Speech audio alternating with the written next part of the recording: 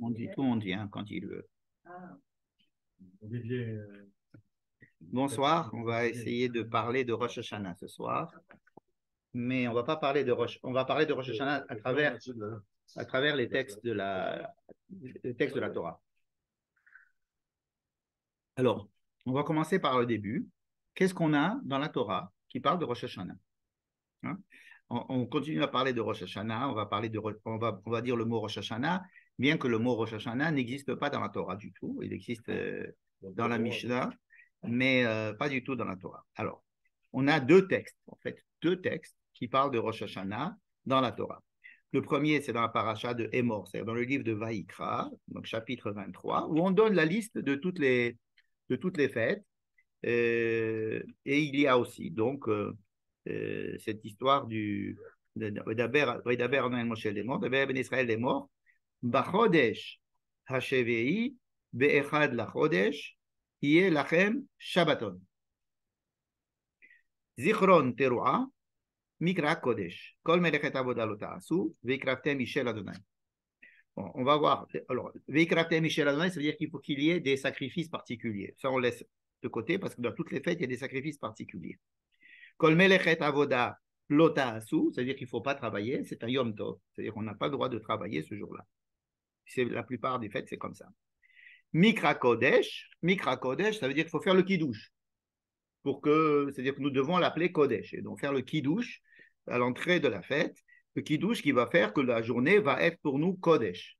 Donc on doit la séparer du reste des journées en disant qu'elle est Kodesh, et donc on doit la déclarer Kodesh, Mikra Kodesh. Ça aussi, c'est valable pour toutes les autres fêtes.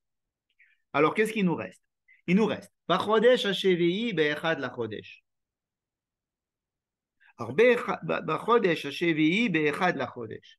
Ça veut dire, on nous donne la date, le 7e mois, le premier jour. Hein? Le 7e mois, le premier jour. Premier jour du 7e mois. Mois, c'est à partir du mois de Nissan. Voilà, alors on sait que le premier mois c'est Nissan, parce que dans le livre de Shemot, Dieu a dit avant la sortie d'Égypte à Moïse, aujourd'hui c'est Rosh Chodesh, et à partir du premier mois, et ce premier mois de Nissan, ça va être le premier mois pour tous les mois de l'année. Hein? Donc, si vous voulez, s'il y a un Rosh Hashanah dans la Torah, c'est le premier Nissan, c'est sûr.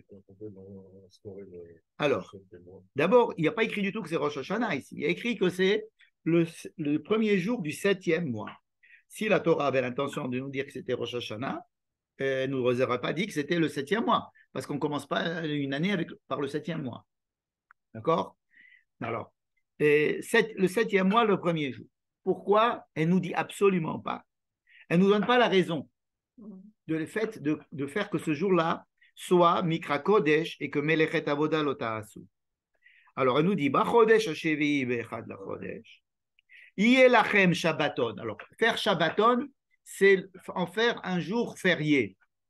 Alors, les jours fériés aussi, on connaît. Premier jour de Pessah, d'accord?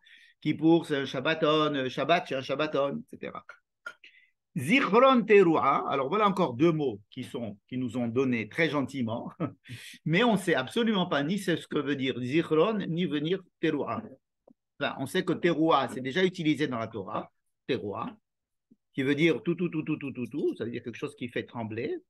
Et zikaron, on a des phrases qui nous disent de se souvenir de ce qu'a fait Amalek. Donc le mot souvenir, on sait, Zachor, mais Zichron Teruah. Qu'est-ce que ça veut dire Zichron Teruah? On ne sait absolument pas. On ne sait pas. Donc, on a très peu de mots, et encore une fois, c'est la date, et ces deux mots, Zichron Teruah. D'accord? Alors, c'est la première fois que Zichron Teruah apparaît dans la Torah. Ouais, le mot Zichron Teruah, comme il est. Mais le mot Teruah apparaît déjà, on va voir où c'est, et le mot Zikaron apparaît aussi. Ouais. Mais Zichron Teruah, comme il est, comme mettre comme ça, c'est ici. Maintenant, on a une deuxième source, et c'est la deuxième seule source qu'on ait, c'est dans la paracha de Pinchas, où dans la paracha de Pinchas, on va nous détailler quels sont justement, on nous avait dit, Krafte, Michel Adonai, vous devez avoir des des corbanotes ce jour-là, ben alors dans Pinchas, on nous donne la liste des corbanotes de chaque chose, de chaque fête. Voilà, par exemple, alors qu'est-ce qui est écrit? Ou bayom hashevei be'echad lachodesh, ça c'est équivalent, c'est comme ce qui est écrit chez nous. Ou bachodesh hashevei be'echad lachodesh, pardon si j'ai dit autre chose. Mikra kodesh yelachem, kol melechet avoda lo ta'asu, yom teruah yelachem. Alors là, c'est plus zichron teruah, c'est yom teruah. D'abord, on va s'arrêter sur le bachodesh hashevei be'echad lachodesh. D'accord? On va s'arrêter sur ça parce que ça c'est en commun dans les deux. Pourquoi est-ce que ça peut nous donner des informations? Alors, on sait que il y a dans le calendrier juif des choses qui sont basées sur la nature. Par exemple, on sait qu'il y a une année solaire. On sait qu'il y a une année solaire. On sait qu'il y a un mois lunaire. D'accord? On ne sait pas qu'il y a une année lunaire. Il n'y a pas d'année lunaire. Et il n'y a pas de mois solaire. Les mois solaires sont fixés de façon par les hommes. Ils ont décidé de partager 365 jours en 12. Et puis, peut-être parce qu'ils avaient l'information qu'il y avait 12 mois lunaires, des fois. Peut-être aussi à cause des signes du zodiaque. En tout cas, ça a été partagé en 12. Et donc, on a une année lunaire, on a une année solaire, on a des mois lunaires et on a des jours. Hein? C'est tout ce qu'on a. On n'a rien d'autre. La Torah nous a rajouté pas mal de choses. Elle nous a rajouté un jour, d'abord elle a fabriqué la semaine. La semaine n'a rien de naturel. Et en fabriquant la semaine, elle nous a fabriqué le jour du Shabbat, c'est-à-dire le 7e jour, hein, qui est appelé le 7e jour au début de la Torah, hein, au Bayom HaShevei, Mikra Kodesh est là. Alors, je vais vous le lire, hein, c'est à la fin du premier chapitre de Bereshit. On sanctifie le 7e jour. Et on l'appelle presque même pas Shabbat encore. On lui dit que c'est d'abord le 7e jour. Il est sanctifié parce qu'il est le 7e jour. Et comme ça, dans la Torah, on va sanctifier le 7e jour. Pourquoi? Alors, on avait donné des explications. On s'était dit que 6 représentait peut-être les 6 directions, les 4 directions de l'espace horizontalement, puis le haut et le bas. Donc, ça fait les 6 directions dans lesquelles qui entourent l'homme. Et donc, les 6 jours partent dans toutes les directions. Le 7e, qui est sanctifié, vient essayer de donner un sens à ces 6 jours. D'accord? En se détachant des 6 pour lui donner un sens. C'est peut-être l'acte du temps. Ouais. Mm-hmm. C'est-à-dire que on fabrique un temps qui ne va pas être une direction, mais qui va être un point central pour essayer de trouver un sens aux 6 directions. Bon. Alors, ensuite, on a dans la Torah 7 années. Toutes les 7 années, il y a quelque chose qui se passe, c'est la Shemitah. On a aussi toutes les 7 fois 7, il y a le Yovel, n'est-ce pas? Donc, tout ça, oui, on connaît. Donc, on a la journée. La journée, il y a beaucoup de problèmes de savoir quand est-ce que commence la journée et quand est-ce que finit la journée. D'accord? Il y a par exemple, il y en a 3 dans le judaïsme. Il y a la journée du Beth Amikdash qui commence le matin au lever du soleil et qui finit le lendemain soir après la nuit. Oui, c'est la journée du Beth Amikdash commence le matin. Le matin, au lever du soleil, ça commence la journée dans le Beth Amikdash et ça finit le lendemain soir, c'est-à-dire avant le lever du soleil du jour d'après, évidemment. Ah oui. Le lendemain de nuit. Le lendemain de nuit. À l'aube. Voilà, à l'aube. Ouais, pardon. Pour donner. Ben non, non, c'est la journée du Beth Amikdash. La journée qui est en dehors du Beth Amikdash, c'est-à-dire la journée civile, elle commence à la tombée de la nuit et elle finit à la sortie des étoiles. Et il y a un jour qui n'est pas comme ça, ni comme ça, ni comme ça, c'est le jour de Pessah qui commence à midi. Le jour de Pessah, le 14 Nissan, commence à midi et c'est quelque chose d'assez... c'est-à-dire le Corban Pessah, il va être fait après midi, etc. Et par exemple, la décision internationale aujourd'hui de faire commencer la journée à minuit 00, n'est-ce pas? Donc c'est une autre manière. Et la manière dont la culture va décider de la fabrication du temps, elle est très importante pour la culture. C'est ce qui définit toute culture, elle est basée, entre autres, sur sa manière à elle de compter le temps. La culture nouvelle, la première chose qu'elle a fait, c'est créer un calendrier. Le calendrier, regarde avec la Révolution française, Oui, etc. Tout ça. comme Alors, les musulmans aussi ont fait un calendrier, etc., qui est basé sur la lune. Bref. Oui, mais ce qui est différent dans le calendrier hébraïque, c'est que la journée, elle n'est pas forcément 24 heures. Non, elle n'est pas de 24 heures. La journée hébraïque n'est pas de 24 heures, Ça, c'est pas que ou alors disons qu'elle est de 24 heures, mais avec des heures qui ne Oui. sont pas les mêmes heures que nous. Voilà. C'est-à-dire que chaque jour a sa quantité de minutes dans l'heure. des heures variables. Voilà. On sait que la journée, c'est 12 heures, et on partage la journée en 12, et comme ça, on a une charazman. Bien. Tout ça pour dire qu'il y avait un seul truc qui n'avait pas été touché, c'était le 7e mois. Puisqu'on avait le 7e jour, le 7e année, hein, et donc ça, c'est le 7e mois. Donc, le 7e mois, pour le 7e mois est Kadosh. Ça, il faut comprendre que le 7e mois, en tant que 7e, est Kadosh. Donc, l'information qu'on nous donne, Chodesh HVI, il faut que tout de suite on dit, attendez, Shvi, chez nous, c'est toujours Kadosh. Yom HVI, Shana HVI, tout ça, c'est Kadosh. Donc, Alors, déjà. il est Shvi parce qu'il doit être Kadosh. Il est Kadosh parce qu'il est Shvi. Non, Non, il est Kadosh parce qu'il est Shvi. Tout ce qui arrive en 7 est Kadosh. Ça veut dire que ce mois-là, dans l'année, il est Kadosh. Il a une Kedusha de Shvi'it. Donc, tout le mois est sanctifié, il est Kadosh. Et donc, le premier jour de ce mois, c'est la fête de ce mois. N'est-ce pas? C'est-à-dire que ce n'est pas, on pensait que c'était simplement une date, mais en fait, ce sont deux informations qui sont en plus de la date. C'est pour nous dire que sachez que ça se passe le mois sanctifié, qui est le mois du 7e, et tout le mois va être sanctifié. Et le premier jour du mois sanctifié, c'est le début de la sanctification, donc on doit faire quelque chose de particulier. Comme à l'entrée de Shabbat, on fait un kiddush, on fait quelque chose de particulier qui marque l'entrée de Shabbat. Le premier jour du 7e mois doit être sanctifié parce qu'il est le premier jour du 7e mois. Pourquoi on fait 2 jours? Ah, ça, c'est une autre question. Ah, à cause de la. Oui, ça, c'est pas une. Dans la Torah, il n'y a pas 2 jours. La fin du mois d'avant et. C'est très compliqué. Pourquoi on fait 2 jours? C'est très compliqué. Parce que. Pourquoi on fait 2 jours aujourd'hui? Parce que si on devait faire 2 jours, pour les mêmes raisons qu'on fait 2 jours de Rosh Chodesh, on devrait dire que les 2 jours, c'est le 30 Elul et le lendemain, c'est le 1er Tishrei. Or, c'est pas ça. Or, c'est pas ça. On dit que le premier jour, déjà, c'est le 1er Tishrei. Ça veut dire que c'est très compliqué à comprendre cette histoire de 2 jours, mais la Torah ne parle jamais de 2 jours. En principe, il y a un seul jour de Rosh Hashanah. Et on dit aussi que c'est un jour très long. Oui, bien sûr, parce que, étant donné qu'on doit faire un jour et qu'on nous a donné 2 jours, alors on l'a rendu un gros jour. Yoma Arichta. Bon, ça c'est mais c'est ça, c'est les rabbins qui ont fait ça. Mais la Torah ne parle pas de 2 jours du tout, il parle de 1 jour, c'est le premier jour du 7e. Bien. Donc, on a déjà quelques indications à propos de ces deux mots-là. Il nous reste encore 2 mots. C'était Zichron Teruah dans la paracha de Hémor et Yom Teruah dans notre paracha de Pinchas. D'accord? Zichron Teruah et Yom Teruah. Et où est-ce que Teruah dans la Torah, c'est pas Teruah? On va voir.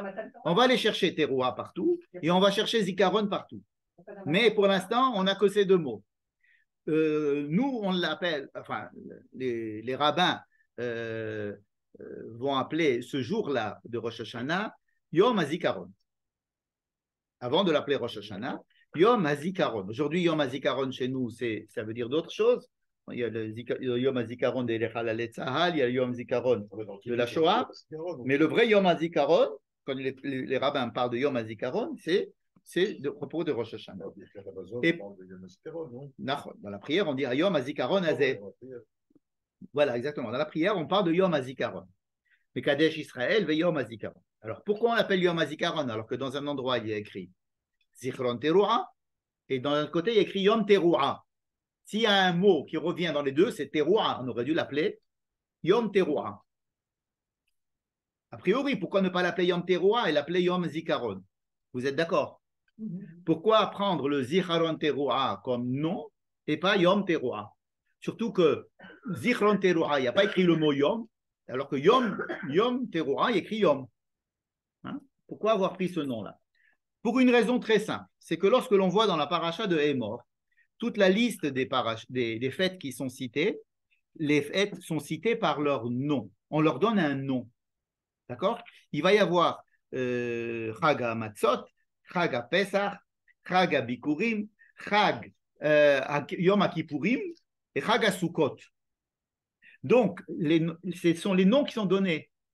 Donc, on suppose que pour notre fête, quand on nous dit Zichron Teruah, c'est le nom. Tandis que dans la paracha de Pinchas, il n'y a pas le nom de la fête qui est dite à chaque fête. Il y a la mitzvah principale de la fête qui est dite. Par exemple, on va dire qu'il faut manger des matzot, il faut faire le korban Pesach, il faut amener des bikurim. À Sukkot, il n'y a pas écrit que c'est Yom, que c'est le Chag à Sukkot. On va dire que le 15 du mois, le 15e jour du 7e mois, on doit prendre un loulav ou bien on doit s'asseoir dans des Sukkot. C'est-à-dire on nous donne la mitzvah. Donc, le contexte de la paracha de Hémor, c'est de nous donner les noms des fêtes à chaque fois qu'on nous donne une fête, alors que le contexte de la fête de parachat Pinchas, c'est de nous donner la mitzvah, c'est-à-dire qu'est-ce qu'on doit faire ce jour-là et qu'est-ce qui va être la mitzvah qui va caractériser ce jour-là, mais sans lui donner le nom.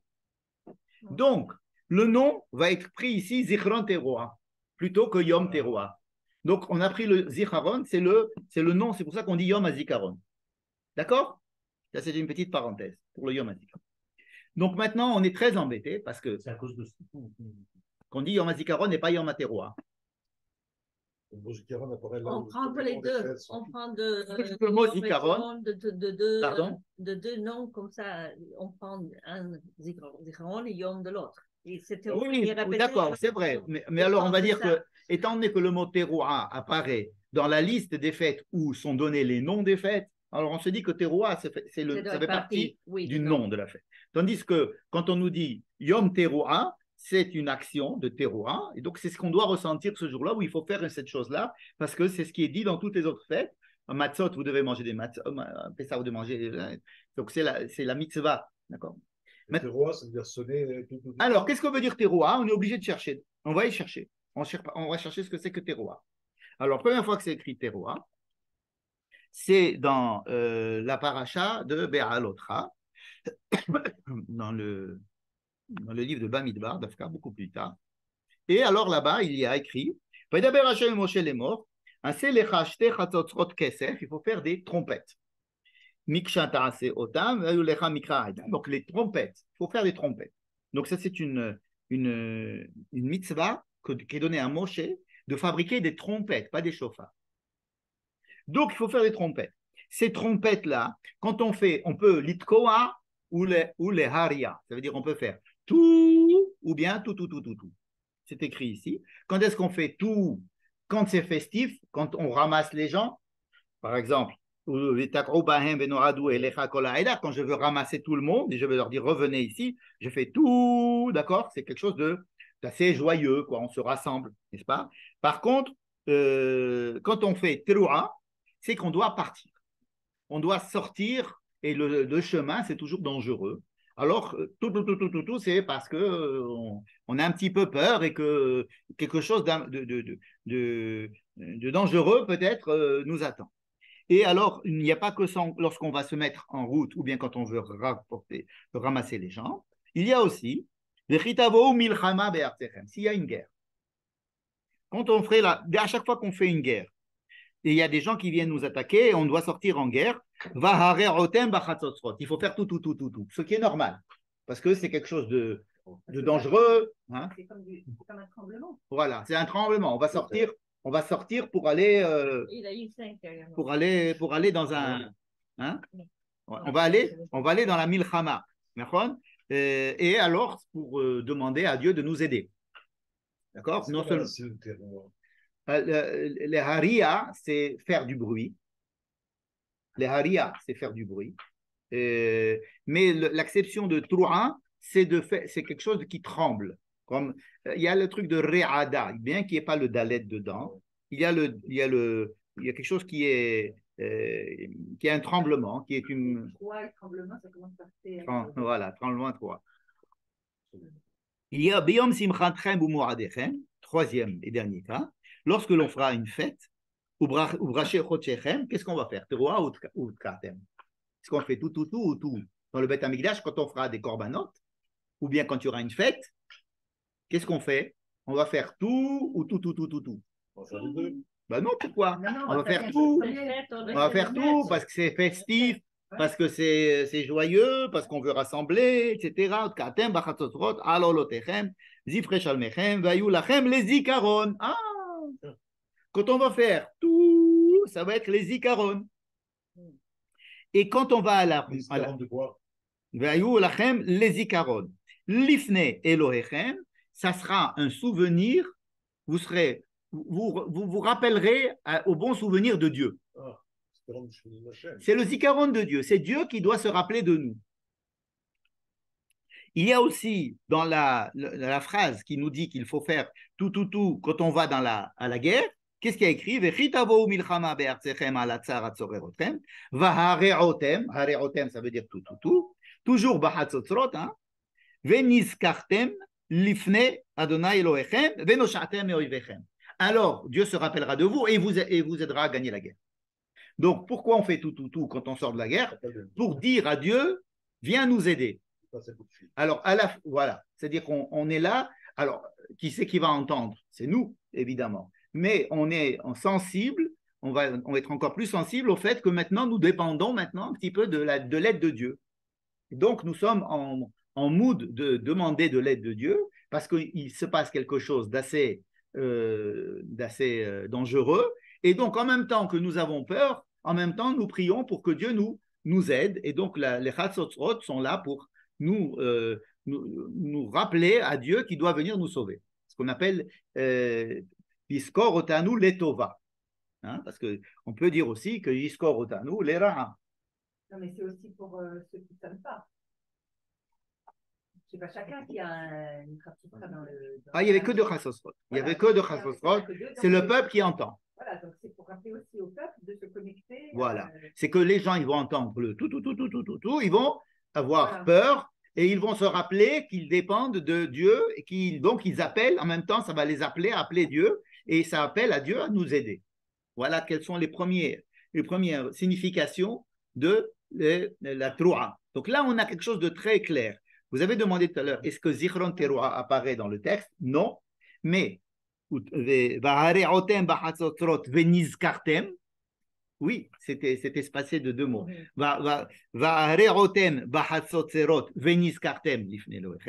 Et pour le Teki'a, il y a écrit Utkartem bachatzotzrot,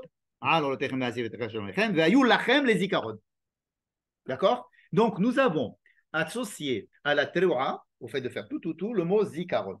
Qu'est-ce que c'est que le zikaron pour l'instant? C'est le fait que Dieu soit notre délivreur. On demande à Dieu, rappelle-toi de nous dans le bon sens.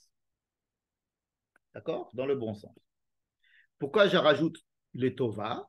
Dans la Gemara, il y a Rabbi Akiva, qui a une sentence de Rabbi Akiva qui est très connue, qui dit Imru lefanai malchuyot, kedei she'ale zichronchem lefanai letova, ou bame bashofar. Ça veut dire le shofar va m'aider à faire des malchuyot et des zichronot. Letova, c'est lui qui ajoute le mot letova. Évidemment, parce que quand on dit Dieu rappelle-toi de nous, on a toujours peur de l'inverse. D'ailleurs, c'est ça qui fait que le zikaron, il n'est pas uniquement, il n'y a pas écrit letova dans la Torah. Zikaron. Alors, zikaron, ça veut dire, alors nous, on voudrait bien que ce soit letova, mais a priori, c'est zikaron. Donc, qu'est-ce que c'est que zikaron? Il y avait il y a deux semaines, il y avait l'histoire dans Kitavo, une histoire où la personne devait amener une fois tous les 3 ans, faire le compte rendu de tout ce qu'il avait donné. Bon, vous connaissez ça, ça s'appelle le vidouille maaser. Et il utilisait un mot pour faire le vidouille maaser, je ne sais pas si on en a parlé ici, il disait Hashkifa mimeron kocher. On en a parlé ici? Hashkifa mimeron kocher. Ça veut dire le premier mot qu'il dit, il parle à Dieu. Hein. Et il dit à Dieu, regarde, Hashkifa mimeron kochecha, minashamaim, uvarech et amecha Israël. N'est-ce pas? Donc le mot Hashkifa est un mot un peu particulier. Ça veut dire regarde, on dit Tashkif. Les hachki, ça veut dire regarder de loin, non? Ça peut être regardé de loin, mais ça veut dire aussi, il y a aussi le truc de, oui, il y a aussi le mot shakouf, aussi quelque chose de transparent. Par exemple, quand Salomon construit le Beth Amikdash, il fait des vitres transparentes, il dit chalonot atumim shekufim. Donc il dit le mot shakouf. Il savait faire des vitres à l'époque. Ben, il savait faire du verre. Ouais. Il avait fait dans le Beth Amikdash des chalonot atumim. Atumim, ça veut dire qu'ils étaient bien scellés pour ne pas qu'il y ait de la pluie qui rentre. Atumim shekufim. Hein, c'était profil moins 20. Non, non, il disait chalonot atumim shekufim. En verre. En verre, ils avaient beau. Oui, il y avait du verre. Il y a du verre. Il y avait du verre. Bien sûr, il y avait du verre.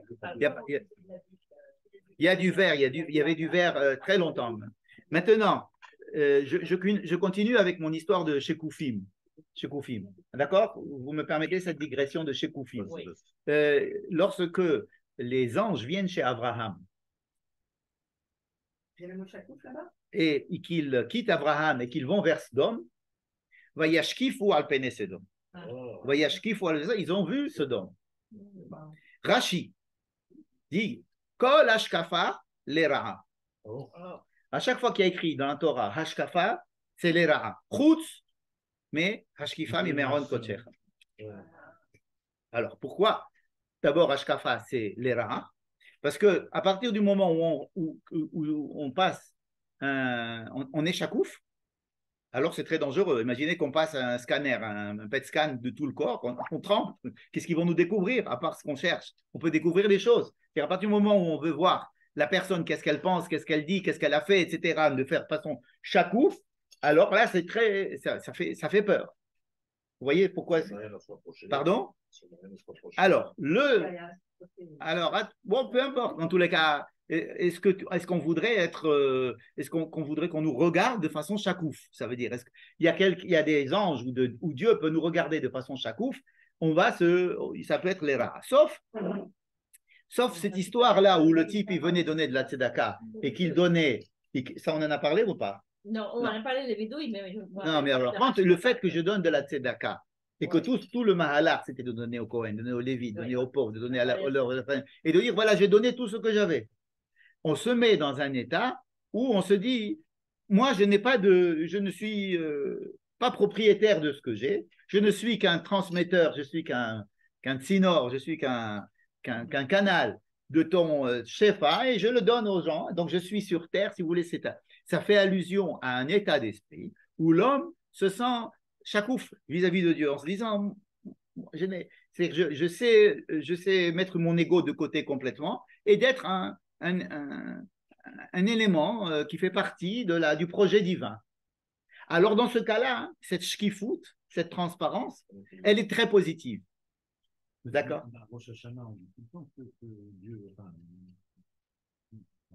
Je connais tout. Exactement, c'est pour ça que je ramène le mot shakouf ici. Le mot shakouf, il a donc deux acceptions. Une acception qui peut être mauvaise, c'est-à-dire qui va nous faire peur, parce qu'à partir du moment où les malachim, ils voient Sodome, ils voient les méfaits de Sodome, ils voient les avérotes qu'ils font à Sodome, n'est-ce pas? Tandis que là, quand on demande à Dieu de nous voir avec shakouf, c'est après on se soit bien débarrassé de notre ego et de possession, de dire tout ce que j'ai, je l'ai donné. Donc à ce moment-là, la shkifut, elle est positive, elle va apporter la bracha. De la même manière que le zikaron, quand on pense que le zikaron, c'est comme être les hashkif, c'est comme être transparent, parce que se rappeler, essayons de nous rappeler de tout, essayons de tout nous souvenir de tout, ou bien de Dieu qui se souvient de tout. C'est comme s'il voyait tout en nous, pas simplement maintenant, mais aussi dans le passé. C'est ça le zikaron. Donc un zikaron, ça peut être effectivement extrêmement dangereux. Hein? Tu te rappelles que j'avais promis de faire ça et je ne l'ai pas fait. Tu te rappelles de ce que mes parents attendaient de moi ou ce que moi j'avais dit que j'allais faire et je ne suis pas arrivé à le faire, etc. Donc, le zikaron, il me met en face d'une vérité que d'habitude, j'essaye de mettre de côté. Dans ce sens, le zikaron, c'est quelque chose de très stressant. C'est pour ça que vient la notion de din. C'est-à-dire le zikaron, il vient, il me dit, je me souviens. Toi, tu te souviens. C'est un jour de souvenir. De souvenir de quoi? De toi. De Dieu qui se rappelle de toi. Imaginez qu'on doit maintenant se rappeler de tout. Hein? C'est pas simple. Parce qu'on vit grâce à l'oubli, grâce au fait qu'on met des choses de côté, et l'accapara, etc. On met des choses de côté pour pouvoir avancer. On ne peut pas être tout le temps à cheval sur toutes les erreurs ou toutes les failles. Mais d'un autre côté, il y a dans le zikaron, comme on l'a vu, les tova. Ça veut dire le zikaron, c'est ok, rappelle-toi aussi des bonnes choses. Rappelle-toi par exemple, Zocher Haberit, tu nous avais promis des choses. Rappelle-toi que nous sommes ton peuple. Et donc, continue à nous faire vivre, hein, ne serait-ce que pour ton nom, ton rating, n'est-ce pas, pour ton image de marque. Hein, Assez les Maran Shemecha. C'est quoi Assez les Maran Shemecha? C'est pas parce que nous, mais toi, on sait qu'on est le peuple de Dieu, donc s'il nous arrive quelque chose, on va dire, tu vois, vous voyez, le peuple de Dieu, il est nul.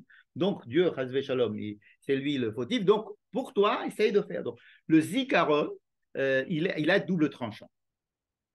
Le zikaron, il a double tranchant. Et il a les deux aspects à Rosh Hashanah. Donc, Rosh Hashanah, il a un aspect festif. Et il a un aspect très, très stressant, sérieux, parce qu'on est dans le yamim qu'on appelle yamim noraïm. C'est Nora. Pourquoi Nora? Parce qu'on est devant quelqu'un qui est en train de se rappeler de tout. Donc, il se rappelle de tout. Donc, il se rappelle des bonnes, des mauvaises choses. Et nous, on a peur des mauvaises choses. C'est pas plutôt pour l'homme que c'est justement une période de yamim noraïm. Parce que de toute façon, il vient tout le temps, comme disait Alain. C'est pas spécifique à ces jours-là. Non, bien sûr il s'agit de l'homme. En fait. Bien sûr, il s'agit de l'homme qui doit, lorsque l'homme dit que ce jour-là, il est en position où Dieu le voit, il est chakouf. Disons que ce jour-là, il est chakouf. Je remplace le mot zikaron par chakouf. Imaginons que ce jour-là, on rentre et on est chakouf. Vous voyez? Par un travail de zikaron, on est chakouf. Donc, on se dit, on est un peu stressé. N'est-ce pas? Alors, ce jour-là, on dit que Dieu se rappelle de nous. Ce n'est pas que les autres jours, il ne se rappelle pas de nous. Mais ce jour-là, en quoi il est kadosh le mois de Shvi? C'est-à-dire qu'il faut se retrouver, il faut se rappeler que tout le mois, le 7e mois, tout le 7e mois, il est particulier. C'est-à-dire, qu'est-ce qu'il a ce 7e mois? Il est comme Shabbat. Qu'est-ce qui se passe Shabbat par rapport aux autres jours? À part le fait qu'on ne travaille pas, etc., on essaye de se rapprocher de quelque chose d'autre duquel on est rapproché dans les autres jours de la semaine. Évidemment qu'il a le zikaron dans le Shabbat. Tout ce qu'il y a dans Rosh Hashanah, on va le retrouver tout à l'heure dans Shabbat, puisqu'on va étudier pourquoi est-ce qu'on ne sonne pas du chauffard Shabbat, par exemple. N'est-ce pas? Puisque cette année, le premier jour tombe Shabbat. Maintenant, je reviens à l'histoire du zikaron. Évidemment, c'est zikaron. Nous prions pour que Dieu, quand il se rappelle de nous, on va se mettre en position où nous sommes chakouf. Nous sommes en zikaron. D'accord? Donc, c'est un jour sérieux, c'est un jour nora, c'est un jour où on passe en din. C'est pour ça que les rabbins, ils ont dit c'est un jour où on passe en jugement, n'est-ce pas? Mais d'un autre côté, c'est un jour festif où on mange, on fait des bons plats, on s'habille très bien. Il est interdit de jeûner toute la journée. On peut jeûner une demi-journée, pas toute la journée. Et donc, il est quand même, on chante, et c'est un jour, bon, on n'y fait pas le Hallel, ok, on ne fait pas le Hallel, bon, c'est pas suffisamment joyeux pour cela, mais quand même, ce n'est pas un jour de tristesse. On n'a pas le droit de pleurer. Hein. Alors, vous allez me dire, ça correspond au Rosh Hashanah des Sfaradim et le Rosh Hashanah des Ashkenazim. Même dans les prières des Ashkenazim et les prières des Sfaradim, les Minagim, les Ashkenazim, il est bon de pleurer. Rosh Hashanah, on va donner un peu plus d'argent au Chazan pour qu'il pleure ou qu'il nous fasse pleurer. Tandis que le Chazan séfarade, non. Je me rappelle très bien dans ma synagogue, il y avait Des fois, on peut pleurer. Ah. Non, mais on n'est pas obligé de faire. Non, mais on chante. On n'est pas obligé de Ah, faire entièrement. On n'est pas obligé de Oui. faire entièrement ça ou entièrement ça, mais disons, je me rappelle dans ma synagogue, j'avais été très impressionné. Il y avait un rabbin qui était là debout et qui pleurait. Et le Dayan, l'autre rabbin qui était là, il disait ne pleure pas. Et là, les gens, ils se sont dit mais il pleure, laisse-le pleurer. Qu'est-ce qu'on ne pleure pas? Non, ne pleure pas, il ne faut pas pleurer. Je me rappelle de ce vicouar qu'il y avait un jour de Rosh Hashanah. Bon, je me rappelle aussi un vicouar qu'il y avait avec Lévinas qui disait qu'il ne fallait pas pleurer. Il ne fallait pas pleurer, il était contre les pleurs, c'était du sentimentalisme. Bref, ça n'a rien à voir ici. En tous les cas, il y a tendance à pleurer plus ou être plus joyeux, n'est-ce pas? Et ça, chacun selon son. Mais il est bon de faire un peu des deux. Donc ici, nous avons déjà étudié le mot teroua, c'est quelque chose qui doit éveiller, il doit nous éveiller, il éveille les gens parce qu'ils doivent sortir, ils doivent rentrer dans une situation dangereuse. Ils doivent soit sortir en guerre, soit aller voyager, n'est-ce pas? Donc à ce moment-là, on fait teroua, n'est-ce pas? Teki'a, c'est quelque chose de beaucoup plus sympathique. Mais il n'y a pas écrit Teki'a dans notre paracha. Il y a écrit Yom Teru'a. Donc, en fin de compte, si on n'avait que ces deux textes, on dirait que quoi? Qu'il faut ce jour-là sonner avec des trompettes. Ah oui. Des trompettes. Pour l'instant, il n'y a pas du tout de chauffard dans cette histoire. Donc, c'est uniquement des trompettes et simplement uniquement de la teru'a. Et les trompettes, elles sont faites en métal? Elles sont faites en kesef. Elles sont faites en argent. D'accord? Donc, théoriquement, on devrait faire Rosh Hashanah avec des trompettes et faire que de la teru'a. N'est-ce pas? Or, il y a évidemment, on fait beaucoup d'autres choses. Ça veut dire qu'on part des premiers textes et on va arriver maintenant après ce qu'on fait avec le chauffard. Alors, je vous rappelle encore une fois cette phrase de Rabbi Akiva, qui nous explique d'ailleurs de quoi est composé le moussaf. Le moussaf de Rosh Hashanah, il est composé de quoi? Shofarot, Malchuyot, Zichronot, Veshofarot. Hein, vous savez, il y a 3 premières bénédictions. Il y a les 3 premières bénédictions qui existent dans toutes les Hamidah. Il y a les 3 dernières qui existent dans toutes les Hamidah, plus 3 autres. 3 autres. La première, c'est Malchuyot. On va dire que Dieu est roi. Melech. C'est dans les autres normales. De Rosh Hashanah. Non, même de toujours. Non. Oui, ça oui, mais on va dire Ha'el Hakadosh et pas Hamelech Hakadosh. Ah oui. D'accord? Et là, on va faire, non seulement on va dire que Dieu est roi, hein, on va dire que Dieu est roi, mais aussi on va sonner du chauffard à cette occasion pour bien montrer que Dieu est roi. Ensuite, on va faire Zichronot. Zichronot, ça veut dire des choses qui vont rappeler le mot Zikaron. Et ensuite, on va faire Shofarot. D'accord? Ça, c'est connu de tout le monde? Que la Hamida si elle est longue, elle est parce qu'il y a les 3 éléments. Dans chaque élément, il y a une petite introduction, il y a 10 versets, 3 versets de la Torah, 3 versets des prophètes, 3 versets des Tehillim, d'accord? Où il y a écrit Meler dans chacun, et ensuite on fait la bracha. Nos Zichronot, une petite introduction, ensuite 3 versets de la Torah, 3 versets de Nevi'im, 3 versets des Ketuvim, et ensuite un verset de la Torah où on reprend, et avec une bracha. Pareil pour les shofarot. Et ça, c'est quelque chose qui est constitutionnel de la prière de Rosh Hashanah, et l'essentiel de la Rosh Hashanah, c'est la prière de Moussa. Il y a un avis comme ça qui n'a pas été retenu, heureusement, c'est que à chaque prière de Rosh Hashanah, on aurait dû faire ça.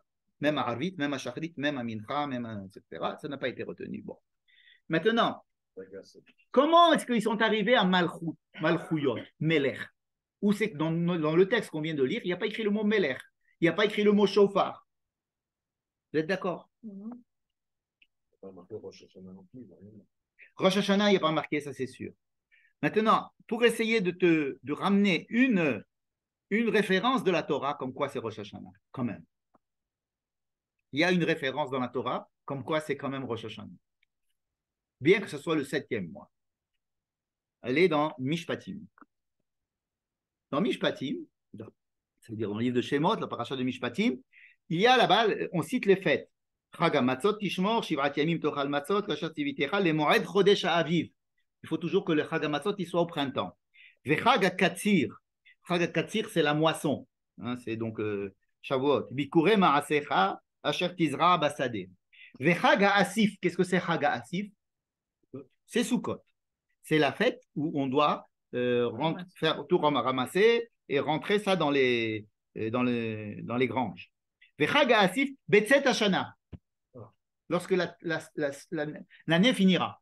Betzet Hashana. C'est quoi Betzet Hashana? Ça veut dire que le septième mois, c'est un mois qui célèbre la fin de l'année. C'est le début de l'année, pas la fin de l'année. Alors, la fin et l'année, j'ai fait un jour un cours extrêmement détaillé, je te l'enverrai si tu veux, je ne vais pas reprendre sur la fin de l'année, le début de l'année, 21 jours, le décalage entre un jour et 10 jours, c'est extrêmement compliqué, mais très bien, à mon avis, dans mon cours, très bien expliqué, pour comment est-ce que de cette Hashana et d'autres versets qui sont dans Yecheskel et dans les prophètes, où ils disent aussi, par exemple, le jour de Kippour, ça sera le premier jour de l'année du Yovel. Alors, vous savez que le premier jour, le Yovel par exemple, on va voir tout de suite le Yovel. Le Yovel, quand est-ce qu'on le commence, le Yovel? L'année du Yovel commence quand? Alors, en principe, elle commence à Rosh Hashanah, mais elle est déclarée à Kippour. Et ça, c'est un texte qui est écrit. J'ai fait déjà un cours sur ça. Ça veut dire que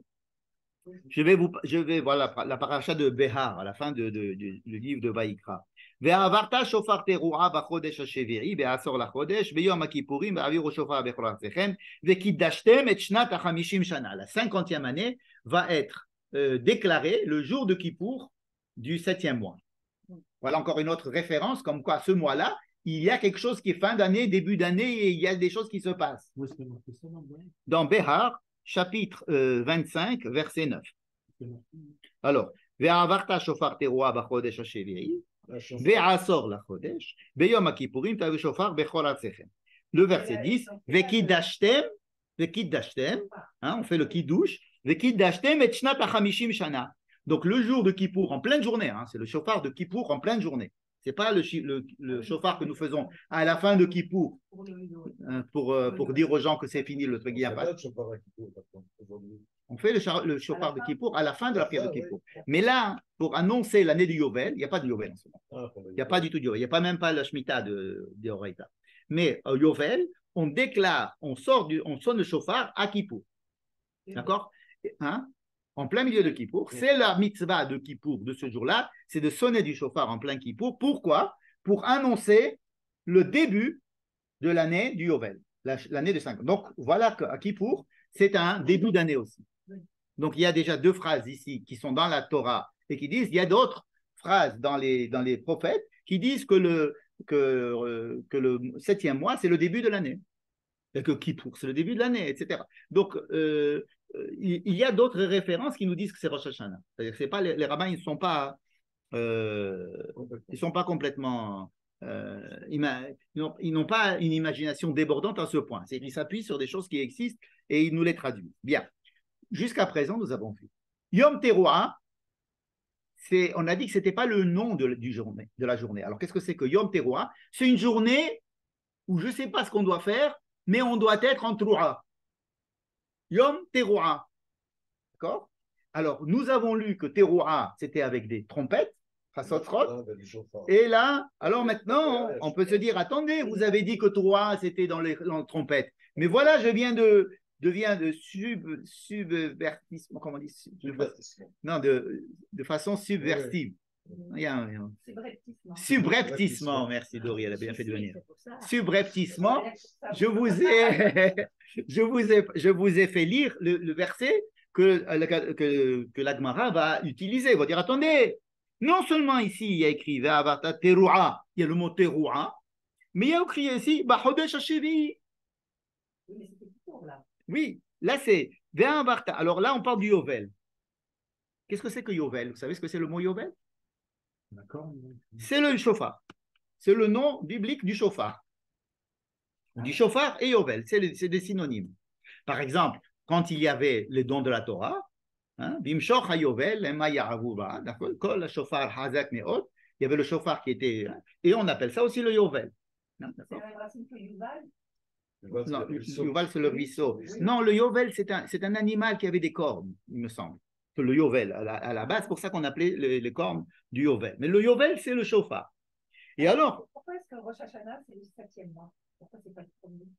non, c'est parce que le 7e mois, c'est le 7e mois qu'il faut le rendre kadosh. Ah, ok. Et pour le rendre kadosh, on en fait une début de quoi? On fait un début de kedusha, et donc il est Rosh Hashanah de quelque chose de kadosh. On aurait pu faire une fête Yom Tov, d'autres choses, pas forcément Rosh Hashanah, mais on peut dire Rosh Hashanah, c'est Non, on le fait le 15 du mois, c'est la fête, la vraie fête. Le 15 du mois de Tishri, c'est la vraie fête, c'est Sukkot, c'est la vraie fête. Simplement, regarde, écoute, Shabbat, quand est-ce que tu fais les gens ils vont à la synagogue beaucoup plus le vendredi soir que le samedi matin, je ne sais pas si vous avez remarqué. C'est le début de Shabbat, l'allumage des bougies, le kiddush, c'est ce qui fait au début de Shabbat, c'est ça qui donne l'importance du Shabbat. On est debout dans le kiddush, on a une prière plus festive, n'est-ce pas? C'est le début du Shabbat. C'est lui qui va donner la force au Shabbat. C'est le kiddush. D'accord? Donc, le début du mois, il est fêté le premier jour parce que c'est le début de ce 7e mois. Vous comprenez? Il faut bien comprendre que c'est le 7e mois qui est entièrement Rosh Hashanah. En fait, le Rav Yoel Binoun parle de Rosh Hashanah pour le mois du 7e mois. Il dit que Rosh Hashanah, c'est le 7e mois. Ce n'est pas le premier jour du 7e mois. Oui, le 7e devient Kadosh, donc c'est le 6 jours et le 7e. Nachon, mais maintenant, à part. C'est la 6e année, le 7e année, mais là, il y a 12 mois. Nachon, c'est-à-dire on va rentrer dans un cycle de Kedusha qui va nous accompagner maintenant jusqu'à ce qu'on retrouve Pessah. Pourquoi est-ce qu'il y a 4 débuts d'année? Il y a 4 Arba Rosh Hashanim. Pourquoi il y a Arba Rosh Hashanim? Parce que chaque Rosh Hashanah, c'est pour un sujet particulier.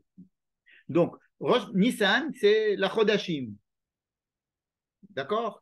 C'est pour les mois, pour dire que dans la Torah, quand je vais dire le 2e, 3e, 4e, c'est par rapport à Nissan.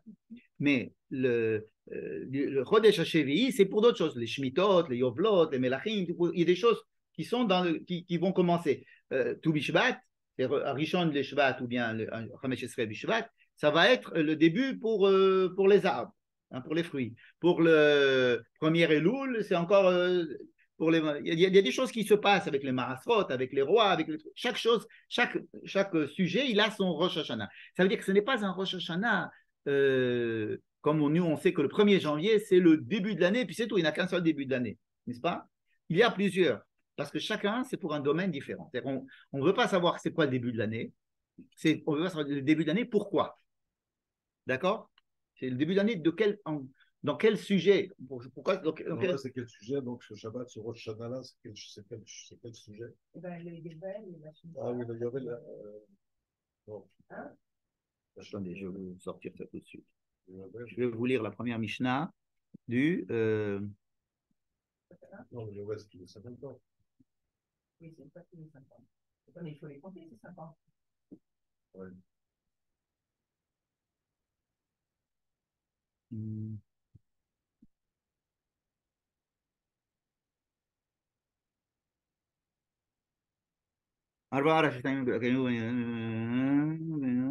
vais rentrer dans le. Voilà. Mishnah Aleph. Arba Rosh Hashanim, je vous la lis. Arba Rosh Hashanim hem. Echad ben Nissan. Rosh Hashanah. La Melachim ve la Regalim. Les rois. Quand tu vas dire, nous sommes dans la 2e année du roi Intel. C'est très important pour écrire les shtarot. Parce qu'on écrivait les shtarot selon les rois. Les Melachim ve la Regalim, pour les fêtes. Ça veut dire quand tu vas dire les fêtes, ça commence à Pessah, Shavuot et Sukkot. Bon.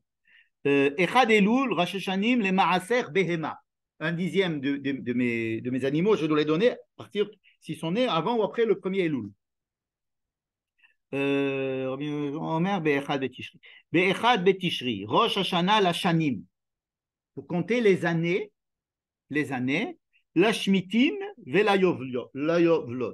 Donc la Shemitah, le Yovel, les Netira pour les plantations des arbres, pas pour les fruits, pour la plantation des arbres, Vela Yerakot et pour les légumes. Be'echad Beshvat, c'est Rosh Hashanah la Ilan, mais notre Kido, ce Rabbi Hillel, il dit que c'est Hamisha Asar, et pas Rosh Hashanah, Arishon. Donc, la Gemara là-bas, elle va expliquer chaque chose, qu'est-ce qu'on fait dans chaque chose. Bien.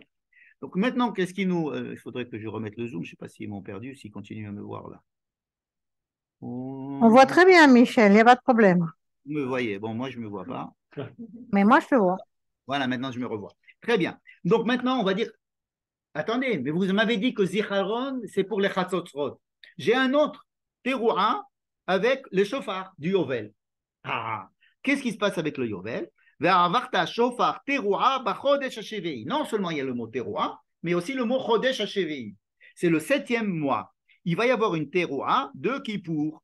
Be'asor la chodesh. Yom Kippourim ta'aviru shofar. Bechol artsechem. Il faudra passer le chauffard dans tout le pays. Ah, alors on doit faire il y a un avis qui dit attendez, c'est pas avec des chassotrot qu'on doit faire ça.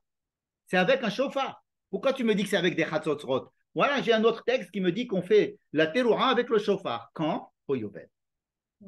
D'accord? Au Yovel. Bon. Parlons du Yovel. Qu'est-ce que c'est que le Yovel? Le Yovel, il y a 3 mitzvot dans le Yovel. 1, c'est qu'il faut sonner du chauffard à Kippour. 2, c'est qu'il faut libérer tous les esclaves. 3, c'est qu'il faut que chacun retrouve sa maison, sa parcelle, son terrain. D'accord? 3 mitzvot. Comment on appelle cette année? On l'appelle le Yovel. Mais qu'est-ce que c'est que le chauffard? Chauffard, libérer les esclaves et que chacun rentre dans sa parcelle de terre. Et alors, qu'est-ce que c'est que fait le chauffard ici? Il annonce le début. Il annonce le début. Ça veut dire que c'est comme si on avait dit on sonne des cloches pour savoir que ça a commencé. Donc le chauffard, c'est simplement pour nous dire le début. Du genre Yom HaZikaron de les Halal et Tzahal, ça commence par une sphira. On n'appelle pas ce Yom HaTsphira. Pourquoi on appelle ça Shnat HaYovel? C'est Shnat HaShichrur, Shnat HaAchuzot, Shnat HaAvadim, Shnat HaCherut. Pourquoi Shnat HaYovel? Est-ce que Yom HaZikaron, on a une idée de l'appeler Yom HaTsphira? Parce que c'est la Tzphira qui nous a annoncé que commençait la journée du Yom HaZikaron. Non, parce que le chauffard de l'année du Yovel, c'est toujours un chauffard. Oui, c'est-à-dire la Tzphira, c'est toujours la sonnerie. Celui du Yovel, il s'appelle Yovel. Non, mais je te dis que pourquoi est-ce qu'on a. Si tu dis que le chauffard du Yovel, ça n'est que pour annoncer le début de l'année. Comme ici, ça semble être écrit. D'accord? Ou Katem, d'accord? Et Vekid Dashtem. Et alors, donc, avec le chauffard, je dis que simplement, je commence l'année, c'est tout. Mais pourquoi que toute l'année, elle va s'appeler sur le nom du chauffard? Vous comprenez la question? En fait, on ne fait pas le chauffard parce que c'est le début de l'année. Le chauffard, il est là pour une chose très précise. Dans toute la Bible, on fait du chauffard pour dire, attention, le roi va passer. Chauffard, c'est quand le roi rentre. On sonne le chauffard quand le roi rentre. Quand il y a un roi qui arrive, on sonne du chauffard. Et quand il n'y a pas de roi? Non, je sais, il n'y a pas de roi, mais quand il y a un roi qui doit arriver, ou on doit introniser un roi, on sonne du chauffard. D'accord? Quand il y a le chauffard au Mont Sinaï, c'est parce que le roi est arrivé sur la montagne. Kol HaShofar parce qu'il y a le roi des rois qui est sur la montagne. On accueille le roi des rois avec le chauffard. Donc le chauffard, je ne vous ai pas apporté ici toutes les références, mais il est dans toutes les références. Le chauffard, c'est quand on doit soit rendre un roi, soit annoncer sa venue, son entrée, etc. D'accord? Ça, c'est quelque chose qui est dans tout le Tanakh. Et ici, lorsque l'on sonne du chauffard, on n'est pas en train d'annoncer le début de l'année seulement. On est en train de dire, nous déclarons que nous sommes sous le joug de Akadosh Baruch Hu, Dieu est notre roi. Voilà ce qu'on dit ce jour-là. Dieu est notre roi, ça veut dire quoi que Dieu est notre roi? Toute l'année, Dieu est notre roi, dans le sens où je dois encore plus sentir que Dieu est notre roi, dans le sens où je n'ai pas le droit d'avoir un esclave. Je n'ai pas le droit d'avoir une maison qui n'a pas été donnée par Dieu déjà à mon... Ça veut dire que toute l'année, elle va être sous le signe de que l'homme rend les choses qui viennent de Dieu. L'homme appartient à Dieu, il ne m'appartient pas à moi. La terre appartient à Dieu, il ne m'appartient pas à moi. Vous savez que le Yovel, c'est aussi une petite année de Shemitah. Et donc, tout ce qui va se passer dans le Yovel, c'est de dire que Dieu est roi. Donc, sonner le chauffard, ce n'est pas simplement un signe de début, c'est une déclaration de ce qui va se passer dans toute l'année. Alors, à propos de sonner tous les jours, alors, il y a dans les prières de Rosh Hashanah jusqu'à Kippour, vous savez qu'on on va pas dire Ha'el HaKadosh, Atakadosh Veshimcha HaKadosh, on va dire Hamelech HaKadosh. Alors pourquoi on va dire Hamelech HaKadosh et pas toute l'année? Et pourquoi toute l'année on ne dit pas Hamelech HaKadosh? Est-ce que Dieu n'est pas notre roi? Dans l'année du Yovel, est-ce qu'on va dire Hamelech HaKadosh? C'est très possible. C'est très possible, je ne sais pas. Mais on n'a pas statué ça, mais à mon avis, parce qu'il n'y a pas eu beaucoup de Yovel. C'est pour ça que. Mais autrement, ça devrait être effectivement quelque chose de tout à fait logique qu'on dise Amelech HaKadosh pendant toute l'année du Yovel. Alors maintenant, qu'est-ce que ça veut dire de dire Amelech HaKadosh? Vous savez qu'il y a une. Je ne sais pas si vous avez étudié les Mishnayot là. Il y a plus tard dans la Mishnah, j'ai lu la première Mishnah, mais plus tard, il y a une marloquette entre Rabbi Yochanan ben Nouri et Rabbi Akiva. Et justement à propos de l'Amida de Moussar, est-ce que le Meler, Rabbi Yochanan ben Nouri, il dit il faut dire le Meler avec Atakadosh Veshimcha Kadosh. C'est tout. Et il ne faut pas sonner du chauffard avec le Meler.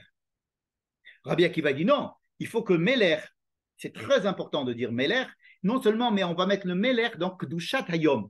Qu'est-ce que c'est Kedushat Hayom? Ça veut dire, on va dire, Meler kol haaretz, Mekadesh Israël veyom hazikaron. Vous savez qu'il y a une bracha spéciale pour chaque fête. Par exemple, Mekadesh HaShabbat. C'est la bracha de Kiddush Hayom.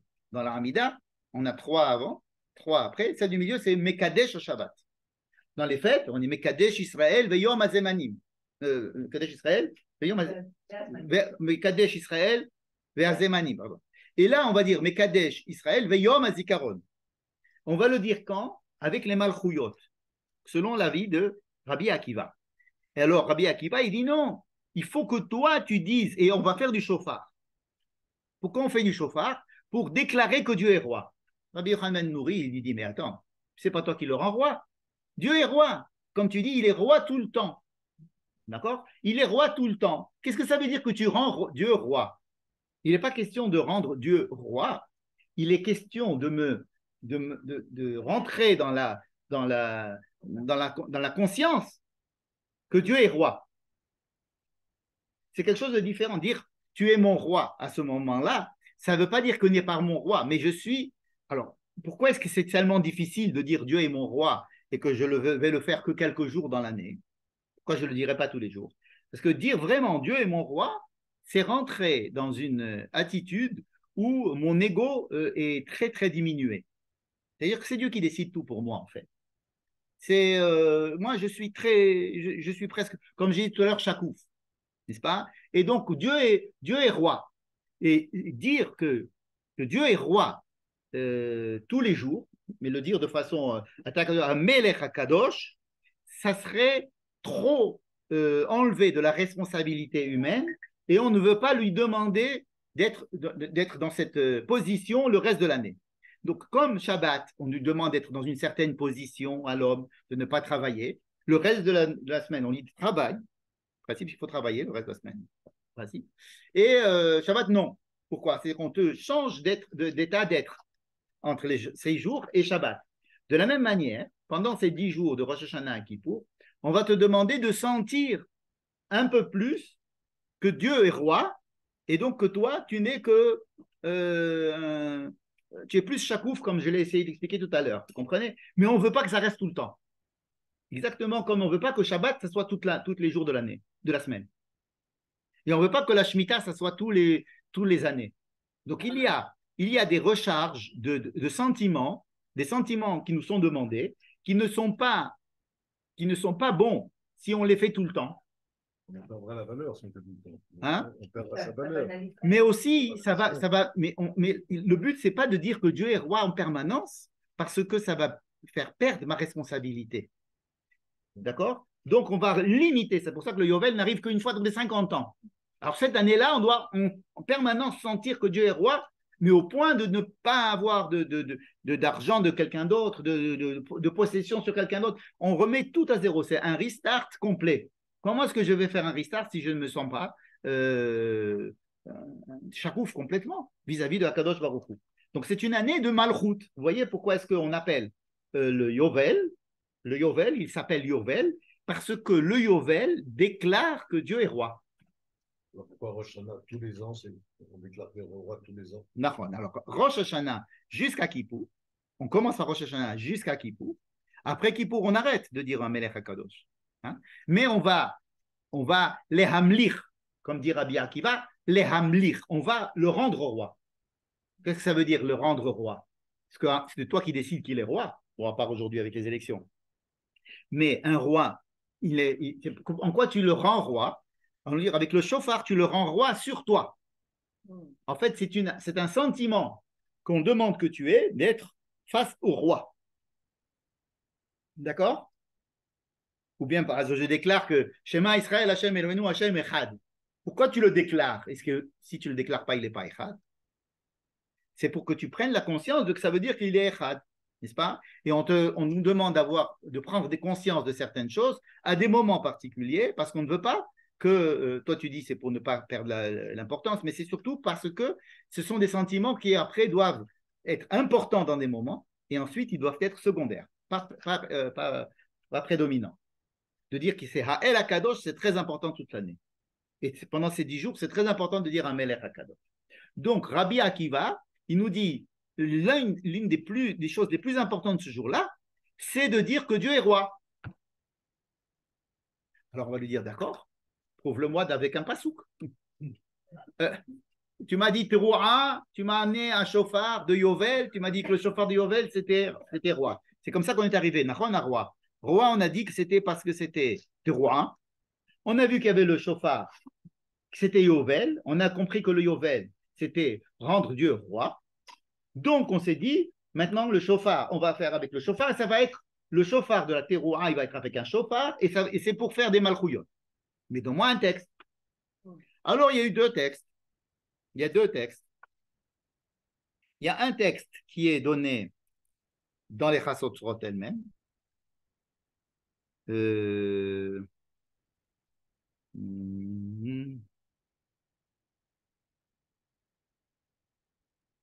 Pardon, je ne suis pas dans les Chasotzrot. Il faut que j'aille dans les Chasotzrot pour le trouver, dans la paracha de Béa-Alotra. Il y a beaucoup de références, je m'excuse, mais voilà. לפני אדוני אלוהיכם, שאתם מבויים שמחתם ובתזכרון, voilà, ותקעתם בחצוצרות על אלוהיכם ועל זכריכם, והיו לכם לזיכרון לפני אלוהיכם, אני אדוני אלוהיכם. C'est dit partout, אני אדוני אלוהיכם. Mais, le Chachamim, il dit, attends, qu'est-ce que ça veut dire, אני אדוני אלוהיכם? אני Hachem, ça suffit. Elohechem, je suis Dieu, votre Dieu. Et là, ça nous explique qu'est-ce que ça veut dire Melech. Je suis Dieu, votre Dieu, ça veut dire que vous déclarez que vous êtes mes sujets, que je suis Dieu pour vous. Donc, il dit que c'est là qu'on a la référence de Melech. Et dans notre paracha aussi, ça c'est dans la Chasatzrot, dans la paracha de Béa-Alotra.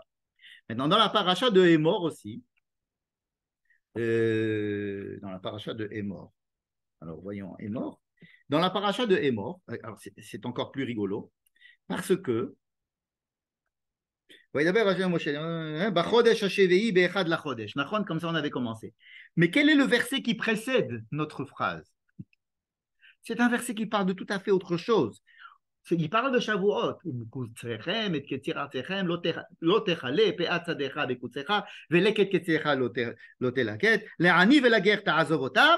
Ani Adonai Elohechem. Ah, Ani Adonai Elohechem, c'est Malchuyot. Donc, il faut couper le pasuk avant. Alors, ils nous disent, la smichut, le fait qu'il y a Ani Hashem Elohechem juste avant, ça m'apporte le pasuk qui me manquait dans mes psukim. Ça veut dire que les Malchuyot, en fait, ils sont rapportés de façon un peu plus tirés par les cheveux, avec des forceps. C'est rentrer les Malchuyot, hein, c'est rentrer les Malchuyot. Or, les Malchuyot, c'est quelque chose d'extrêmement important. Hein. puisque dans les on va dire un Melech HaKadosh, celui qui n'a pas dit un Melech HaKadosh dans l'Amida, il doit recommencer l'Amida. Toute l'Amida pendant les 10 jours. Celui qui n'a pas dit un Melech HaKadosh, il doit recommencer. Parce qu'il n'a pas fait la prière, c'est comme s'il a fait la prière d'un autre jour. On est dans un jour où on dit un Melech HaKadosh pendant ces 10 jours-là. Donc c'est comme si tu as fait la prière de Shabbat un jour de Chol. Donc, ça ne marche pas. Donc c'est quelque chose d'important, Melech. Alors, qu'est-ce qui est important? Melech, Zikaron et Shofar. Et maintenant, on a les trois. Ça nous a fait rentrer maintenant les trois. Donc les Chatzotzrot sont tombés. Les Chatzotzrot sont tombés. Le Shofar est rentré à la place avec Malchut, Zichronot et Shofar. Quel est le. Il y a des rabbins qui sont plus, dans la Gemara, qui disent que l'essentiel, c'est les Malchuyot, comme je viens de dire. Il y a d'autres qui disent que l'essentiel, c'est les Zichronot. Dans les Malchuyot, en fait, qu'est-ce qu'on dit? Que l'homme, il n'est pas tellement responsable. C'est Dieu qui est roi. C'est-à-dire qu'on peut, avec les Malchuyot, dire un peu Maktoub. C'est-à-dire que c'est Dieu qui est roi. Donc Dieu est roi, moi je suis, comme j'ai dit tout à l'heure, Chakouf. Donc Chakouf dans le sens bien. Les Malchuyot, c'est sympathique, si vous voulez. Zichronot, c'est beaucoup plus... ça demande beaucoup plus de stress de la part de la personne. Parce qu'il est Zocher. Alors Zocher, c'est quelque chose donc le Zocher, il est plus stressant. Le Malchuyot, il est plus... sympathique, si j'ose dire. Il y a deux. Et selon les rabbins du Talmud, selon ils nous disent que c'est le zikaron qui est l'essentiel. Par exemple, d'abord, faites des malchouyot pour que faites hamlichouni alechem. D'abord, sachez que je suis le roi avant de me demander de me rappeler de vous. Mais le but, c'est de me rappeler de vous.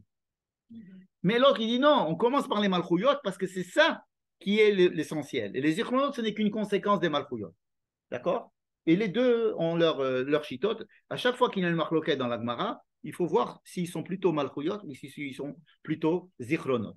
Comme je disais tout à l'heure à propos des Sfarad et des Ashkenaz, c'est plutôt un jour de fête ou bien c'est un jour de grand stress. Bien. Mais qu'est-ce que ça... il y a toujours cette dualité dans Rosh Hashanah. Dans Rosh Hashanah, il y a toujours ces deux côtés, mais qui sont les deux côtés. Même dans les zichronot, je vous ai dit qu'il y avait les deux côtés. On peut faire le zikaron en disant c'est super, rappelle-toi de moi pour me donner ce que tu m'avais promis, ou alors tu te rappelles de moi et tu vas te rappeler les fautes que j'ai commises, ou bien les choses que j'aurais dû faire et que je n'ai pas fait, n'est-ce pas? Malchouyot, pareil, si tu es mon roi, eh ben, moi je suis plus rien, c'est toi qui décides tout de ma vie. Mais d'un autre côté, alors dans ce cas-là, je suis complètement assujetti à ta volonté, et donc ça me prive quand même un peu de ma responsabilité aussi, de mon libre arbitre, et donc de la joie de pouvoir faire ce que j'ai envie dans la vie aussi. Donc les deux peuvent avoir ces deux. Le chauffard, c'est l'instrument pour déclarer les malchouyot et c'est l'instrument pour déclarer les zichronot. Ça, c'est la phrase de Rabbi Akiva. Imrou lefanai malchouyot, imrou lefanai zichronot, Kedesh Ubame, et avec quoi vous allez faire que vous allez dire Meler, vous allez me dire, il suffit de dire Meler et ça y est, non. Faites le chauffard, parce qu'avec le chauffard, vous allez vous rendre compte que je suis là. Comme le chauffard vous indique qu'il y a un roi, donc ce jour-là, vous devez faire le chauffard pendant que vous dites Meler kola aretz, Mekadesh Israël veyom azikaron, tout, parce que c'est comme ça qu'on fait le Meler. Et le zikaron aussi. Comment est-ce que le chauffard amène le zikaron? Grâce au chatzot. Rappelez-vous ce qu'on a dit à propos des chatzot. Le fait de faire la teruah et le fait de faire de la tekiah, hein? Vous vous rappelez dans les chatzot, nous avons vu deux phrases là-bas qui disaient que pour la teruah, pour la tekiah, les deux ils amenaient le zikaron. Pénis kartem. Je vais en guerre, je fais tout pour que Dieu se rappelle de moi et qu'il m'aide à gagner. Ou si vous voulez, vu du point de vue de l'homme, ça me rappelle que c'est quelque chose de grave et donc j'ai besoin de prier à Dieu pour qu'il m'aide dans la guerre, n'est-ce pas? Tekiah, nous sommes en pleine fête, nous sommes en train de faire une grande fête au Beth Amikdash, on fait une tekiah et alors là, on se rappelle de Dieu, mais du bon côté, ça veut dire Dieu, on est en train de te servir, nous faisons la fête, on amène des korbanot, on est tous réunis, on fait un bon repas pour toi et donc ce zikaron de la tekiah, lui aussi il est fait par le chauffard. Par les Chatzotzrot. En fait, lorsque on voit qu'il y a mitzvah de Chatzotzrot ou mitzvah de chauffard, En général, qu'est-ce qui se passait? Il y avait toujours un chauffard et des chatzotrot au Beth Amikdash. Mm. Alors, quand c'était la mitzvah de chauffard, on commençait le chauffard et les chatzotrot commencent. Si l'essentiel c'est le chauffard, les chatzotrot s'arrêtent et le chauffard continue. Si l'essentiel c'est les chatzotrot, le chauffard s'arrête et les chatzotrot continuent. Mais c'était toujours chauffard et chatzotrot en même temps, dans tous les cas, n'est-ce pas? Il y en avait à chaque fois que deux. Deux chatzotrot et un chauffard. D'accord? Maintenant, on a essayé de voir un petit peu de quoi étaient composés tous ces termes de la Hamida, tous les mots que l'on fait. D'où viennent maintenant cette histoire qu'à Rosh Hashanah, à Shabbat, on ne sonne pas le chauffard. C'est aussi une question qu'on peut se poser. Cette année, on ne va pas sonner le chauffard. Donc, étant donné que l'essentiel du chauffard, c'est de nous faire comprendre que Hachem, il est Meler ce jour-là. Shabbat, on n'a pas besoin. Shabbat, Amalka, Boi Kala, Nesucha. Shabbat, Amalka, c'est donc on est sous le. Donc, Shabbat, on n'a pas besoin en plus de faire du chauffard pour nous rappeler que Dieu est Meler, n'est-ce pas? Et qu'on a aussi la mitzvah de Zikaron.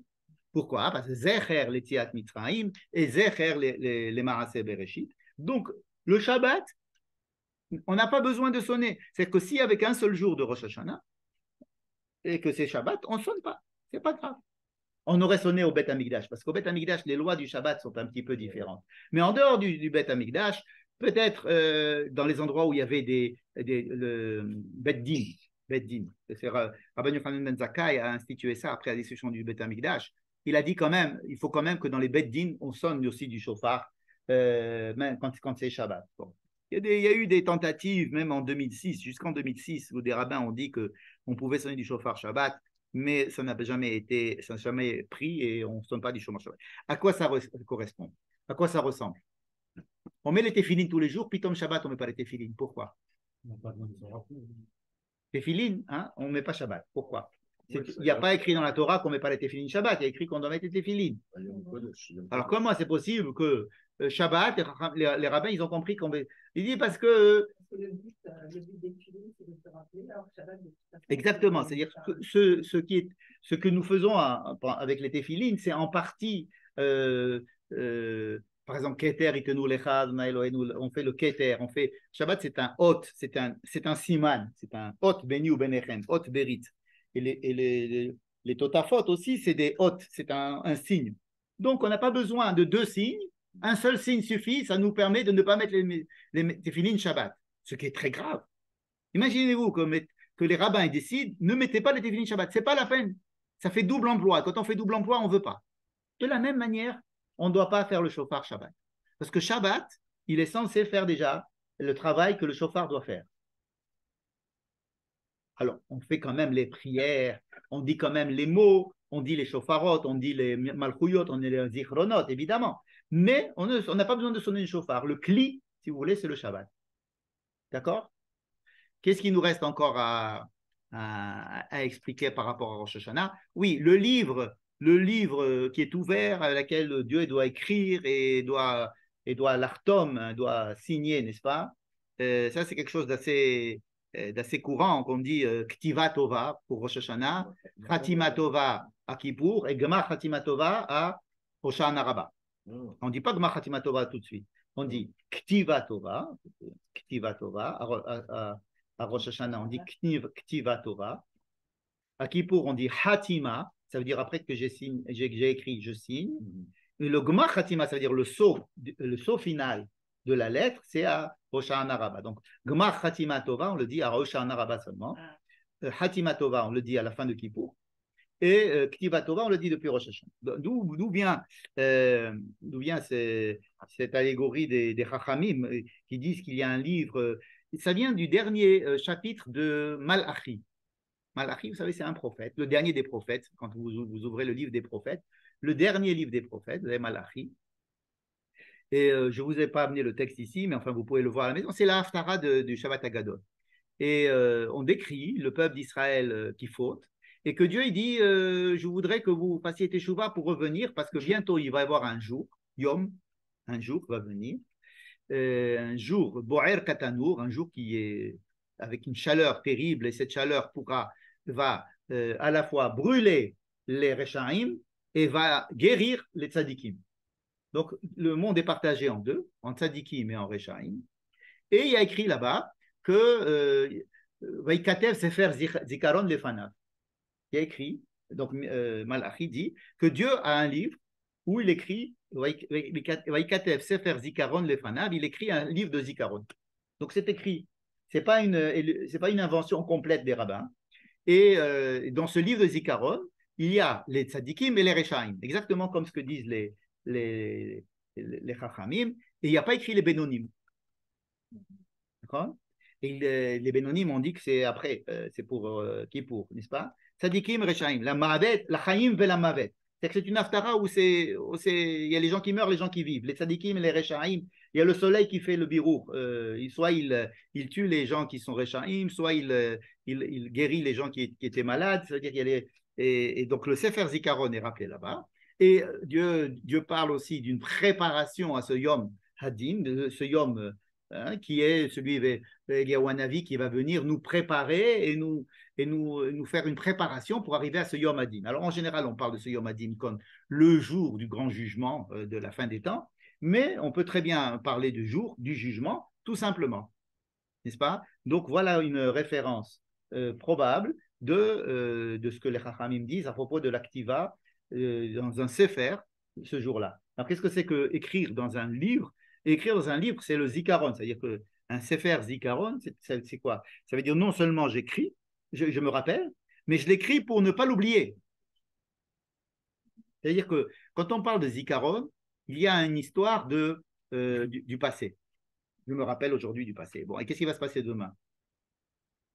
N'est-ce pas? Donc, le zikaron, lui, il est censé s'occuper du passé et donc de nous voir en transparent sur le passé. Mais ce qu'il fait, c'est qu'il marque, c'est qu'il écrit. C'est-à-dire que le passé a aussi une influence sur l'avenir. Ça veut dire, ne crois pas que ce qui s'est passé et ce que ça a entraîné ne va pas laisser de traces. Ça laisse des traces, voilà. Donc, ces traces-là sont inscrites dans un livre. C'est en fait la marque de les actes qu'on a faits, ils vont avoir une influence sur après. Ce qu'on aimerait, c'est transformer ces actes et leur influence pour essayer de les bonifier. C'est-à-dire, oui, par exemple, j'ai fait une bêtise, ou j'ai fait ça, ça a des conséquences. Maintenant, essayons de transformer l'essai pour transformer les conséquences, qu'elles soient le mieux possible. C'est ça qu'on demande. Mais qu'il y ait des conséquences, c'est sûr, et c'est ça que le livre vient expliquer. Ktiva Tova, ça veut dire que les conséquences qui, de toutes les façons, vont être valables pour l'avenir et pas simplement pour le passé, qu'elles soient les Tova. Quand on dit Leshana Tova Tikatevu, ça veut dire qu'on voudrait que les actions que nous avons faites, il faut qu'on soit conscient de ces choses-là, puisque si Dieu nous se rappelle de nous, nous aussi on doit se rappeler de ça. Donc on doit essayer de se rappeler nous-mêmes de ce que l'on a fait et d'essayer que ces choses-là puissent être transformées dans le bien. Et comment prendre les hanifs, on dit en hébreu, ça veut dire transformer l'essai en rugby, prendre les choses comme ça et dire qu'elles vont avoir une bonne on va les transformer dans le bien. Oui, c'est vrai, j'ai fait ça qui n'était pas bien. Alors, il ne faut pas que ça pèse sur moi. Je vais essayer de le prendre et je vais l'écrire, mais je vais l'écrire pour le bien. Donc, c'est ça, l'Ishana Torah, Tikatez-vous. Ouais, que ce qui soit écrit dans ce livre à Zikaron, ça soit la bonne partie du Zikaron. C'est ça qu'on souhaite, en fait, pour traduire les choses en termes un peu plus compréhensibles. Voilà. Donc, Rosh Hashanah, Zikaron, Malchuyot, Shofarot, on l'apprend du Yovel, que le Yovel, c'est l'année de la Hamlacha, et Rosh Hashanah, c'est un petit Yovel, si vous voulez, c'est un petit jour où on est Mamlichim et Akadosh Baruch Hu ce jour-là. Il y a à la fois un aspect de grand sérieux et de stress, parce qu'on passe en jugement, et qu'on est face à Dieu, face à nous, face à notre transparence, au Zikaron, et donc essayer de ne pas mettre sous le tapis les choses. Donc c'est c'est très sérieux. Mais d'un autre côté, comme nous en profitons pour essayer de transformer ces choses-là en bien et demander à Dieu de se rappeler des bonnes choses qu'il devrait nous donner aussi, dans le Zikaron et dans le fait qu'il est notre roi, alors c'est un jour aussi de Yom Tov où on va bien manger et on va être content aussi ce jour-là, n'est-ce pas? Donc les deux sentiments sont bien expliqués et les deux parties existent dans ce jour de Rosh Hashanah. Voilà. C'est tout. Ktiva Tova. Shana Tova à tout le monde. Chazak ou Baruch. Ktiva Tova seulement. Ktiva Tova. Chazak ou Baruch. Est-ce que je peux poser, Avec est-ce que je peux plaisir, poser avec une plaisir. question? Est-ce que je peux poser une question? Allez-y, je vous en prie.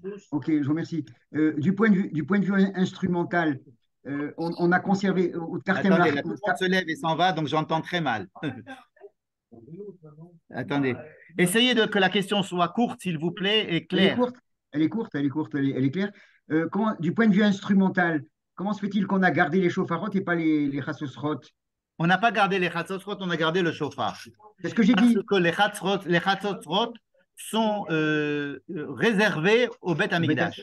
Hein, c'est ce que j'avais un peu cru comprendre.